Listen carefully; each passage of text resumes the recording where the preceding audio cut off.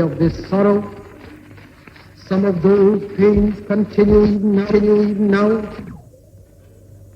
Nevertheless, the past is over, and it is the future that beckons to us now. That future is not one of ease or resting, but of incessant striving, so that we might fulfill the pledges we have so often taken, and the one we shall take today. The service of India means the service of the millions who suffer. It means the ending of poverty and ignorance and disease and inequality of opportunity.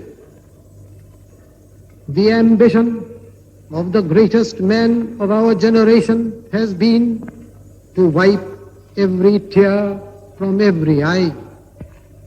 That may be beyond us, but so long as there are tears and suffering, so long our work will not be over. And so we have to labor and to work hard to give reality to our dreams. Those dreams are for India, but they are also for the world, for all the nations and peoples are too closely knit together today for any one of them to imagine that it can live apart. Peace has been said to be indivisible, so is freedom, so is prosperity now, and so also is disaster in this one world that can no longer be split into isolated fragments. To the people of India, whose representatives we are, we make appeal to join us with faith and confidence in this great adventure. This is no time for petty and destructive criticism, no time for ill will or blaming others. We have to build the noble mansion of free India where all her children may dwell. There is an indefinable, mysterious power that pervades everything. I feel it, though I do not see it.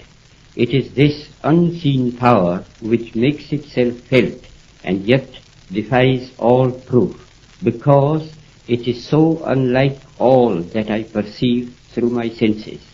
It transcends the senses, but it is possible to reason out the existence of God to a limited extent.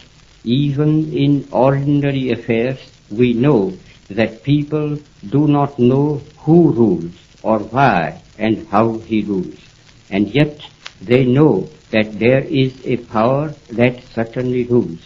In my tour last year in Mysore, I met many poor villagers, and I found upon inquiry that they did not know who ruled Mysore. They simply said, some god ruled it. If the knowledge of these poor people was so limited about their ruler, I, who am infinitely lesser in respect to God than they to their ruler, need not be surprised if I do not realize the presence of